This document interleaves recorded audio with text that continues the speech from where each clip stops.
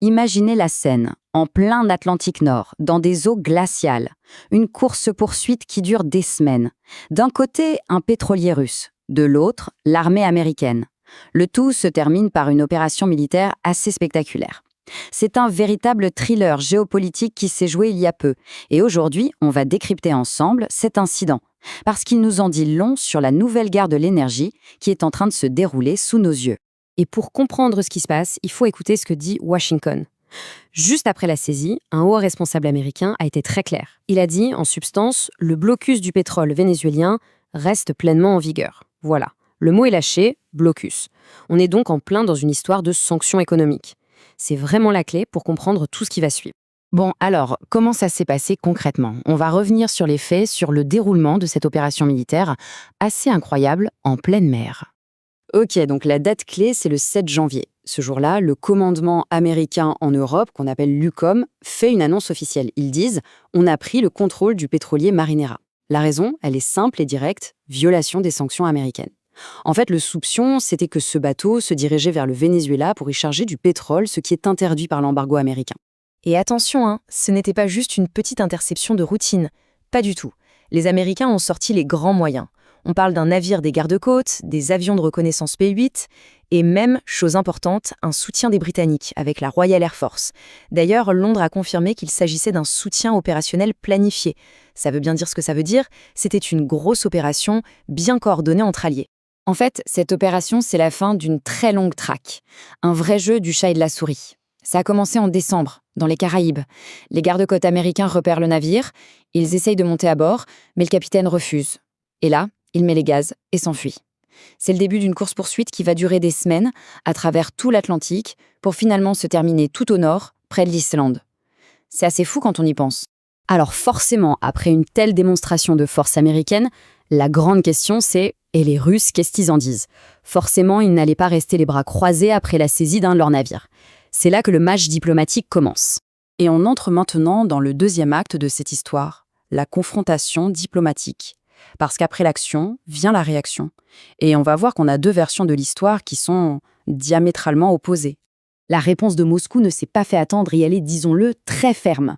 En gros, la Russie crie à la violation du droit international. Pour eux, c'est simple, aucun État n'a le droit d'utiliser la force contre un navire en règle.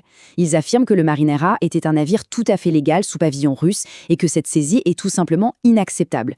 Le ministère des Affaires étrangères a même parlé d'une affaire suivie avec inquiétude. On se retrouve donc avec deux récits complètement différents. D'un côté, les Américains qui disent « ce bateau fait partie de la flotte fantôme russe, il est là pour contourner les sanctions et la preuve, c'est qu'il s'est enfui ».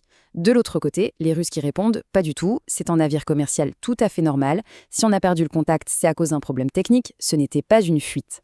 Parole contre parole.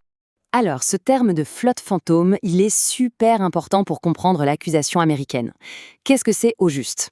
Eh bien, imaginez une armada de vieux pétroliers qui naviguent un peu en secret pour transporter du pétrole qui est sous sanction. Du pétrole russe, iranien ou vénézuélien. Et pour ne pas se faire repérer, ils utilisent toutes sortes de ruses. Ils changent de nom, de drapeau, ils éteignent leur système de localisation pour devenir invisibles sur les radars. Le but, c'est de brouiller les pistes au maximum. Et c'est exactement ce que les Américains accusent ce navire d'avoir fait. Figurez-vous que pendant la course-poursuite en pleine mer, l'équipage aurait carrément changé l'identité du bateau. Au départ, il s'appelait le Bella 1, avec un pavillon du Panama, et puis hop, il devient le Marinera. On peint un drapeau russe sur la coque, un peu à la va-vite, et on l'enregistre officiellement en Russie. Pour Washington, c'est clair, c'est une manœuvre pour essayer d'échapper à la justice. Mais alors, on peut se poser la question, pourquoi un tel déploiement de force? Pourquoi prendre autant de risques diplomatiques pour un seul vieux tanker? La réponse, c'est que l'enjeu est bien plus grand que ce simple bateau. Ça va beaucoup plus loin. Parce que cette affaire, en fait, c'est un peu la partie visible de l'iceberg.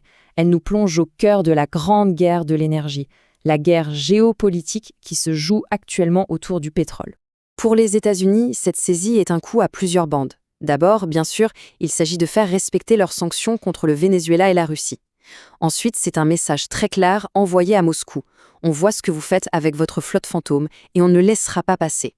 C'est aussi une manière d'affirmer leur autorité dans les eaux internationaux.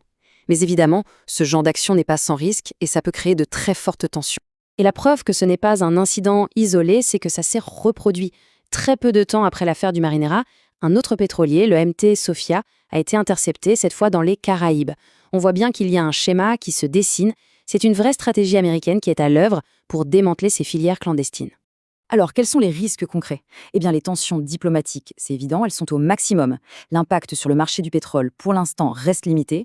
Mais là où ça devient vraiment préoccupant, c'est le risque d'une confrontation militaire. Le risque est jugé modéré. Mais le simple fait qu'on en parle, que ce soit une possibilité envisagée par les experts, ça montre bien à quel point la situation est électrique. Alors, la question qu'on doit se poser pour finir, c'est: est-ce qu'on a assisté à un simple coup de semonce, un avertissement spectaculaire, ou est-ce que c'est le tout début d'une nouvelle forme de confrontation navale dans cette grande guerre économique? La question reste entière, mais une chose est certaine, l'Atlantique Nord est redevenu un point chaud sur la carte des tensions mondiales et il faudra le surveiller